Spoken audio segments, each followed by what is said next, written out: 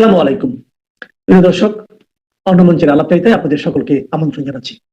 ঢাকা থেকে প্রকাশিত এক বড় মাপের বাংলা সংবাদপত্র মানব জমিন, সেখানে একটি নিবন্ধ ছাপা হয়েছে দুদিন আগে এবং সেই নিবন্ধের বিষয় নিয়ে শুরু হয়েছে প্রবল আলোচনা। আওয়ামী লীগের নিবন্ধটি হচ্ছে বাংলাদেশের রাজনীতিতে আওয়ামী লীগের ফিরে আসা কোন পথে হতে পারে কিংবা আওয়ামী লীগের সামনে কি পথ আছে, কি সেই বিষয়ে দুটো পথের কথা বলা হয়েছে। একটা হচ্ছে শেখ হাসিনাকে মাথায় রাখলে দলটি ডুবে মরবে, কারণ দেশের মানুষ ভয়ঙ্কর ভাবে আওয়ামী লীগের এবং শেখ হাসিনার বিরোধী হয়ে গেছে। সবকিছু করেছেন যা সেটা শেখ হাসিনা, তার জন্যই হয়েছে বাংলাদেশে। সুতরাং হাসিনাকে মাথায় রেখে যদি দলটি চলার কথা ভাবে তাহলে দলটি ডুবে মরবে। এবং দুই, শেখ হাসিনার বদলে অন্য কাউকে নেতৃত্বে নিয়ে এলে দলটি আজ না হোক কাল উঠে দাঁড়াতে পারে। এবার নাকি ভোট হলে 2026-এর ফেব্রুয়ারিতে ভোট হলে 25-30টা আসন পেলেও পেতে পারে। তারপরে সেইটার জোরে যদি শেখ হাসিনাকে ফিরিয়ে নিয়ে আসার ব্যাপারে আন্দোলন পরবর্তী সময় করে এই যে তারা আবার কি বলবো প্রাসঙ্গিক হয়ে উঠতে পারে বাংলাদেশের রাজনীতিতে। এখন প্রাসঙ্গিক নেই। তো এই নিবন্ধে বলা হয়েছে দ্বিতীয় পথটি হচ্ছে আওয়ামী লীগের বেঁচে থাকার ও ঘুরে দাঁড়াবার একমাত্র পথ, এবং সেইটা নিয়ে অনেক ধানাই পানাই ইনিয়ে বিনিয়ে মানে কবে কি হয়েছে না হয়েছে সেই সব কথাগুলো বলার ব্যবস্থা হয়েছে। এই যে দুটো বিকল্প, সেটি যে শুধু এই পত্রিকার বক্তব্য তা কিন্তু নয়। এই কথাটা এসেছে মূলত যুক্তরাজ্য অর্থাৎ ব্রিটেন এবং যুক্তরাষ্ট্র অর্থাৎ আমেরিকার পণ্ডিতদের কাছ থেকে। সেখান থেকে এসছে, সেখানকার বিশ্লেষকরা তারা বলতে চাইছে আওয়ামী লীগের সামনে এই দুটো পথ। এই কোন প্রস্তাবটা ভালো না খারাপ সে বিচারের আগে দেখা যাক যারা এই প্রস্তাব দিয়েছেন অর্থাৎ আওয়ামী লীগকে বাঁচাতে চাইছেন বা আওয়ামী লীগের মঙ্গল কামনায় এত মাথা ঘামাচ্ছেন, তাদের পূর্ব পরিচয়টা কি এবং তাদের এই ভালো চাওয়ার পেছনে অন্য কিছু উদ্দেশ্য কি আছে সেটা একটু দেখা যাক। গত বছর জুলাই আগস্টে বাংলাদেশে যে কাণ্ডটি ঘটেছে সেটা যে বিপ্লব বা স্বতঃস্ফূর্ত কোনো গণ অভ্যুত্থান নয়, সেটা তো শেখ হাসিনা অনেক আগেই বলেছেন। সেটা বুঝতে নয় শেখ হাসিনার কথাটা ছেড়ে দিলাম, ওই কাণ্ডের সবচেয়ে বড় সুবিধাভোগী মানে 24-এর ওই তথাকথিত বিপ্লবের সবচেয়ে বড় সুবিধাভোগীকে ডক্টর মোহাম্মদ ইউনূস।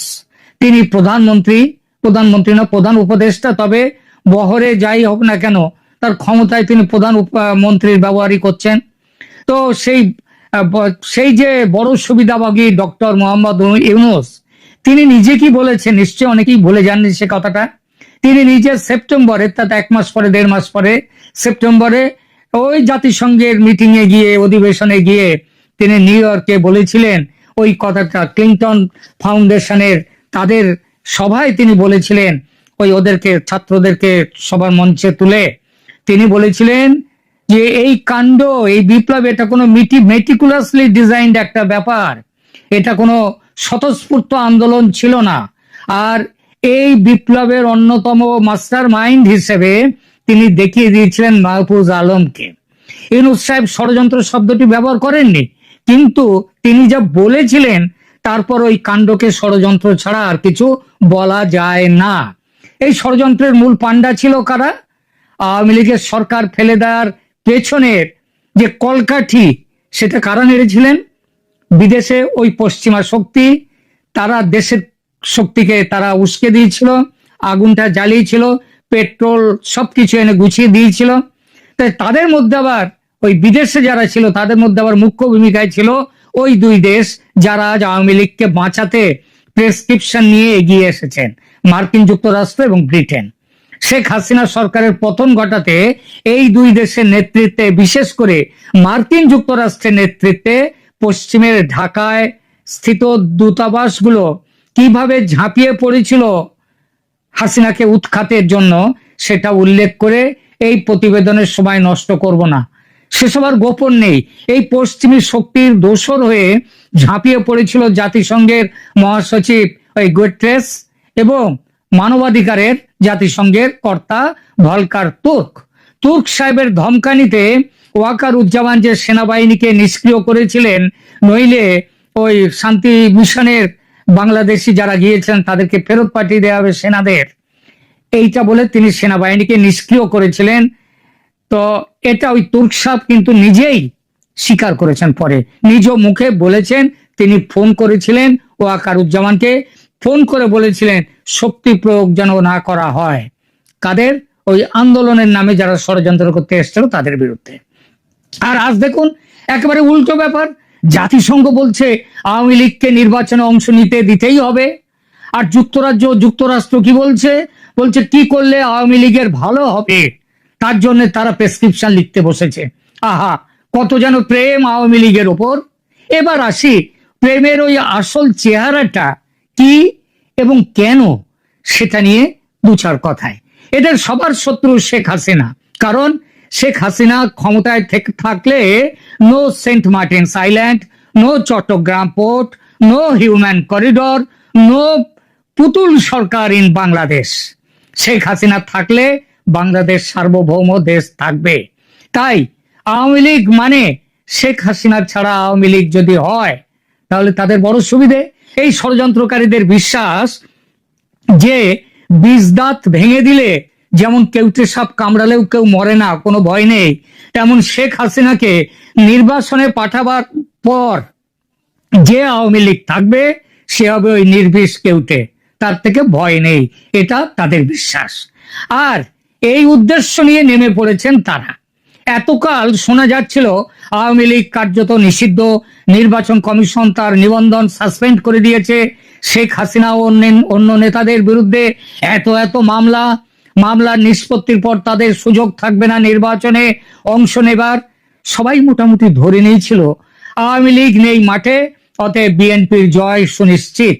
প্রধানমন্ত্রী তারেক রহমান, রাষ্ট্রপতি ডক্টর মোহাম্মদ ইউনূস, প্রথমে মোহাম্মদ ইউনূস, তারপর ট্রেসি অ্যান্ড জ্যাকবসন, এরা দুজনেই আলাদা আলাদা ভাবে লন্ডনে গিয়ে তারেকের সঙ্গে বৈঠক করে সব পাকা করে এসেছিলেন। আওয়ামী লীগের নামগন্ধ কোথাও ছিল না। হঠাৎ কেন তাহলে এখনকার এই যে ছন্দপতন? কারণ সারা পৃথিবী জুড়ে দাবি উঠছে আওয়ামী লীগকে বাদ দিয়ে নির্বাচন করলে যে অপরাধী করা হচ্ছে শেখ হাসিনাকে, তার থেকেও আরো বড় অপরাধ সেটা এসে পড়বে এই নতুন করে নির্বাচন হলে ইউনূসের গণতন্ত্রের উপর। খালেদা জিয়ার দল 24-এর ভোট নিজেরাই বয়কট করেছিল পরাজয়ের ভয়ে, আর হাসিনা তো নির্বাচন বয়কটের দাবি তোলেননি। তার নির্বাচিত সরকারকে অন্যায্যভাবে সরিয়ে দেওয়া হয়েছে ষড়যন্ত্র করে, তবু তিনি বলছেন তিনি নির্বাচনে অংশ নেবেন নির্বাচন করলে, এবং তার একটাই কথা যে ইউনূস সরকারের অধীনে নির্বাচন হবে না, হলে সে নির্বাচন নিরপেক্ষ থাকবে না। সুতরাং তাহলে হাসিনাকে তো বাদ দেওয়ার কোনো কারণ থাকতে পারে না, কোনো যুক্তি নেই। 24-এর ভোট বয়কটের পিছনে বিএনপির একটা দাবি ছিল যে দলীয় সরকারের অধীনে নির্বাচন নয়, নিরপেক্ষ কেয়ারটেকার সরকারের অধীনে নির্বাচন করতে হবে। তাই এটা পৃথিবীর কোনো বড় গণতান্ত্রিক দেশে এই ধরনের জিনিস নেই, আছে 3টে মাত্র দেশে। একটা হচ্ছে এই বাংলাদেশ ছিল, একটা পাকিস্তান, আর একটা ইরাক। সেখানে ভোটের আগে সরকার পদত্যাগ করে তারপরে ভোট হয়। তো সেখানে গণতন্ত্রের কি হাল হয়েছে পাকিস্তানে, সেটা কেউ কি দেখতে বাকি আছে কারো? সেখানে ইমরান খানের সরকারকে কিভাবে হটিয়ে দিয়ে এদেরকে নিয়ে আসা হলো শাহবাজ শরীফের সরকারকে। তো যাই হোক, এখন কথাটা হচ্ছে যদি নিরপেক্ষ নির্বাচনের জন্য যদি কেয়ারটেকার দিতে হয় তাহলে তো এখন ক্ষমতায় রয়েছে ইউনূসের দলীয় সরকার, এনসিপি প্রত্যক্ষভাবে তার নিজের দল, আর জামাত বিএনপি এরা তার পরোক্ষ নিজের দল। তাহলে তার তো পদত্যাগ করা উচিত নির্বাচনের কথা বলার আগে। তিনি কি করবেন পদত্যাগ? নতুন কেয়ারটেকার সরকার কি আসছে ভোট করাতে? কবে আসছে তারা? কবে আসছে নতুন সরকার?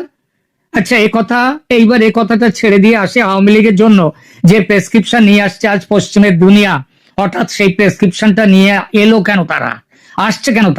তারা বলেছে আওয়ামী লীগের নেতৃত্ব পরিবর্তন করলে নাকি আওয়ামী লীগ আবার ক্ষমতায় আসার এক্ষুনি নয়, 26-এ নয়, তারপরে তারা আসবে। এইসব যুক্তি দেখাচ্ছেন এইসব পণ্ডিতরা। একবার নজর রাখি সেই দিকে, কেন তারা বলছেন শেখ হাসিনাকে মাথা থেকে সরিয়ে দিতে হবে, নেতৃত্বের পরিবর্তন করতে হবে। এরা বলছেন আওয়ামী লীগের মধ্যস্তরের কর্মীরা তারা নাকি ক্রমশ তাদের মধ্যে এই ধারণা বড় করে গড়ে উঠছে যে দলকে তার ভুলগুলো নিয়ে আত্মসমালোচনা করতে হবে। অর্থাৎ যে ভুল এতদিন করেছে, ভুল করুক আর অপরাধ যেটাই বলুন না কেন, তার জন্য আওয়ামী লীগকে ক্ষমা চাইতে হবে। তাজউদ্দিন আহমেদের ছেলে এবং প্রাক্তন প্রতিমন্ত্রী সোহেল তাজ তিনি বলেছেন যে আওয়ামী লীগকে অবশ্যই বাংলাদেশের মানুষের কাছে অন্যায়, নিপীড়ন, দুর্নীতি এবং কোটি কোটি টাকা লুণ্ঠনের জন্য ক্ষমা চাইতে হবে। অর্থাৎ অভিযোগ যা উঠেছে তা প্রমাণিত হওয়ার আগে, যেমন এরা এই এতদিন 1 বছরের বেশি হয়ে গেছে, এখনো কোথায় কোথায় কোটি কোটি টাকা কোন দেশের কোথায় বাইরে পাঠানো হয়েছে তার কোনো হিসাব এরা কিচ্ছু আনতে পারেনি। তো তাকে এর সোহেল তাজ নাকি বলেছেন যে দল এগুলো ক্ষমা চেয়ে নিলেই আওয়ামী লীগ আবার ফিরে আসবে। সোহেল তাজের রাজনৈতিক বোধবুদ্ধি কতটা আছে বা আদৌ আছে কিনা এই প্রশ্ন, ওটা খুব স্বাভাবিক। মানুষ কিন্তু মনে করে তার এইসব রাজনৈতিক বোধবুদ্ধি কিচ্ছু নেই। সুতরাং রাজনীতির আলোচনায় এইসব উক্তির উপর ভর দিয়ে সিদ্ধান্ত নেওয়ার প্রশ্নই ওঠে না। বিএনপি দলের খালেদা জিয়া কি 10 ট্রাক অস্ত্র পাচার মামলার জন্য ক্ষমা চাইবেন জাতির কাছে? গ্রেনেড হামলার জন্য কি বিএনপি দল ক্ষমা চাইবে? বিএনপির শাসনকালের দুর্নীতি, ওই কি হাওয়া ভবন, সেটা কম ছিল দুর্নীতির সেখানকার জায়গা? অনাচার আর অত্যাচারের ফিরিস্তি, দুর্নীতি এসব বিএনপির আমলে কম ছিল, একথা কেউ বলবে না। বিএনপি কি তার জন্য ক্ষমা চাইবে? বিএনপি ক্ষমা চাইবার কথা ভেবেছে? রাজনৈতিক বিশ্লেষক এবং জাহাঙ্গীরনগর বিশ্ববিদ্যালয়ের অধ্যাপক আল মাসুদ হাসানুজ্জামানের মতে দলের কট্টর অবস্থান এবং সিদ্ধান্তগুলো জন্যই জনরোষ ওইভাবে জ্বলে উঠেছিল। গণ অভ্যুত্থান সহজ হয়েছে হাসিনা নাকি তার অত্যাচারের জন্য। তিনি বলেছেন যে আওয়ামী লীগ একটি উল্লেখযোগ্য এখন ইমেজ সংকট এবং নেতৃত্ব সংকটের মুখে। আরে বাবা, যেখানে বিসমিল্লাহ গলদ, যেটা বিপ্লব নয় একটা ষড়যন্ত্র ছিল, সেটা প্রথমে ভুল বুঝলেও এখন মানুষ ঠিক জেনে গেছে। এইসব পণ্ডিতরা যারা এইসব কথা বলেন, শেখ হাসিনার অত্যাচারের জন্য মানুষ জ্বলে উঠেছিল, তারা মাঠে ঘাটে একটু কান পাতলেই শুনতে পাবেন মানুষ কি বলছে। মানুষ বলছে ফিস ফিস করে নয়, এখন জোরে জোরেই বলছে শেখ হাসিনার আমলেই ভালো ছিলাম। কেন বলছে কথা মানুষ? ভাবুন, একটু ভাবুন। আর এক বড় বিশেষজ্ঞ, ইলিনয় স্টেট ইউনিভার্সিটির আমেরিকার অধ্যাপক ও রাজনৈতিক বিশ্লেষক আলী রিয়াজ, ইনি আবার সংবিধান সংশোধনের দায়িত্ব প্রাপ্ত। ইনি আওয়ামী লীগের জন্য পুনরুত্থানের, আওয়ামী লীগের ফিরে আসার 4টি শর্ত নির্ধারণ করেছেন। কি কি শর্ত শুনলে গা মাথা জ্বলে উঠবে। তিনি বলেছেন ক্ষমতায় থাকার 16 বছরে, বিশেষত 2024 সালের গণ অভ্যুত্থানের সময় সংগঠিত অপরাধের জন্য স্পষ্ট ক্ষমা প্রার্থনা। তাহলে ওই বিপ্লবের না ষড়যন্ত্রের পরে এই গত 14 মাস ধরে যেসব করেছে এই সরকারের আমলে, তার জন্য সে কি এই মোহাম্মদ ইউনূসকে ক্ষমা চাইবে? হ্যাঁ, ক্ষমা চাইবে আলী রিয়াজ? বলুন না। 2 নম্বর, বর্তমান মতাদর্শ ত্যাগ করে তাদের এগিয়ে চলতে হবে। আওয়ামী লীগের মুখ্য মতাদর্শ কি? মুখ্য মতাদর্শ হচ্ছে তাদের বাঙালি আনা, তাদের বাঙালি স্বাদেশিকতা বোধ, তাদের মুক্তিযুদ্ধের আদর্শ। তারা পাকিস্তানের বিরুদ্ধে লড়াই করেছিল, সেই লড়াইয়ের আদর্শ। এসব ত্যাগ করে আবার পাকিস্তানপন্থী হয়ে যাবে আলী রিয়াজ মশাই? এরপরে 3 নম্বর, হাসিনা পরিবারের কোন সদস্যকে আর নেতৃত্বে যেন না আসতে দিতে না আনা এবং পরবর্তী হচ্ছে মানবতা বিরোধী অপরাধ সহ জঘন্য অপরাধের বিচারের মুখোমুখি হওয়া। নিজেদের মতে, রিয়াজের মতে, সরাসরি জুলাই গণ অভ্যুত্থানের নৃশংসতার জন্য দায়ী ব্যক্তিরা শেখ হাসিনা সহ অবশ্যই বিচারের মুখোমুখি হতে হবে। আলী রিয়াজ অন্ধ না হলে তার বন্ধু ইউনূসের শাসনের খুন জখম আর অন্যায় অত্যাচার নিয়েও কিছু বললে খুশি হতো মানুষ। এইসব পণ্ডিতরা আর একটা ওষুধ আওয়ামী লীগ সমর্থকদের গিলিয়ে দিয়ে দল থেকে বের করে আনতে চাইছেন। কি বলেছেন তারা? তারা হাসিনা সেই চলে যাওয়ার সাথে সাথেই একটা রব তুলে দেওয়া হয়েছিল যে হাসিনা তাদের ফেলে রেখে পালিয়ে গিয়েছেন নিজের প্রাণ বাঁচাতে। এমন তত্ত্ব অনেক আগে থেকেই খাড়া করার চেষ্টা হচ্ছিল। প্রথমে কিছু মানুষ সেটা কিছুটা বিশ্বাস করেছিল, এখন বুঝেছে দেশ না ছাড়লে সেদিন বাঁচতেন না আপা। পাবলিক যে নেতৃত্ব পরিবর্তনের যুক্তি এক বিন্দু মানতে পারে না এবং মানবে না, সেটা এইসব পণ্ডিতদের মাথায় যে কেন ঢোকে না কে জানে। আরে বাবা, ঐতিহাসিক সম্পর্ক বলে এবং ব্র্যান্ড আইডেন্টিটি বলে রাজনীতিতে একটা কথা আছে। শেখ হাসিনার নেতৃত্ব দলের মূল পরিচয়ের সঙ্গে অবিচ্ছেদ্যভাবে জড়িত। তিনি বঙ্গবন্ধুর কন্যা, আবার তিনি বাংলাদেশের দীর্ঘতম সময়ের প্রধানমন্ত্রী। বাবার পরিচয়ের সঙ্গে উন্নয়নের দিশারি বলে নিজের একটা উজ্জ্বল পরিচিতি তিনি তৈরি করেছেন। দলের যুগ্ম সম্পাদক বাহাউদ্দিন নাসিমের মতে আমরা একটি আন্তর্জাতিক ষড়যন্ত্রের শিকার, আর এটা দেশের মানুষ বুঝে গেছে। এই ধরনের বক্তব্য বুঝিয়ে দেয় যে দলের নেতা কর্মীরা দৃঢ় বিশ্বাস করে যে শেখ হাসিনাই পারেন দেশকে বাঁচাতে। তার পতন তার অত্যাচারের জন্য হয়নি, তার পতন হয়েছে বাহ্যিক শক্তির হস্তক্ষেপের কারণে। আওয়ামী লীগের মধ্যে একটা বিরাট অংশ মনে করে যে নেতৃত্ব পরিবর্তন হলে দলে আরো ভাঙন চলে আসবে। প্রাক্তন স্বরাষ্ট্রমন্ত্রী আসাদুজ্জামান খান কামালের মতো নেতারা দাবি করেছেন যে আওয়ামী লীগ ইসলামী সন্ত্রাসবাদী এবং সেনাবাহিনীর যৌথ অভ্যুত্থানের শিকার হয়েছে বিদেশি ষড়যন্ত্রে। দলের কর্মী সমর্থকরা বিশ্বাস করে যে শেখ হাসিনার নেতৃত্ব পরিবর্তনের যে কোনো প্রচেষ্টা অগণতান্ত্রিক এবং অবৈধ এবং দলকে শেষ করে দেবে।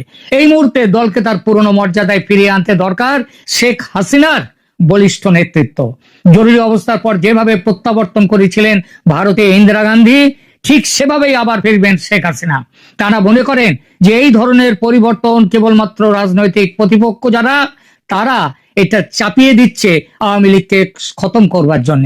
শেখ হাসিনাকে বাদ দিয়ে দল গঠনের কথা যারা বলছেন, তাদের একটা বড় বক্তব্য আন্তর্জাতিক অপরাধ ট্রাইব্যুনালে তার বিচার নিয়ে।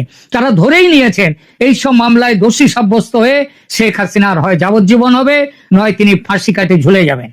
মজার কথা, আজ যারা এই ক্রাইম ট্রাইব্যুনালকে এবং তার বিচারকে বৈধতা দিতে গলা ফাটাচ্ছেন, লাফাতে লাফাতে এগিয়ে আসছেন, এরাই কয়েক বছর আগে এই ট্রাইব্যুনালের বিরোধিতায় দিস্তা দিস্তা কাগজে বড় বড় প্রবন্ধ লিখেছেন। Human rights watch, amnesty international, জাতিসংঘ মানবাধিকার পরিষদ সমেত প্রধান আন্তর্জাতিক সংস্থাগুলো হাসিনার গঠিত ট্রাইব্যুনালের বিরুদ্ধে সেদিন নিরপেক্ষতার অভাব এবং আন্তর্জাতিক আইনি মানদণ্ড পূরণ না করার জন্য মারাত্মক সমালোচনা করেছিল।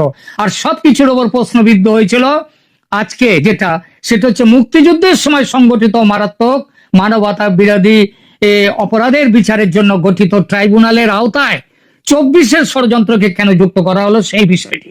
এটা সমস্ত রকমের আন্তর্জাতিক ট্রাইব্যুনাল আইনের বিরোধী।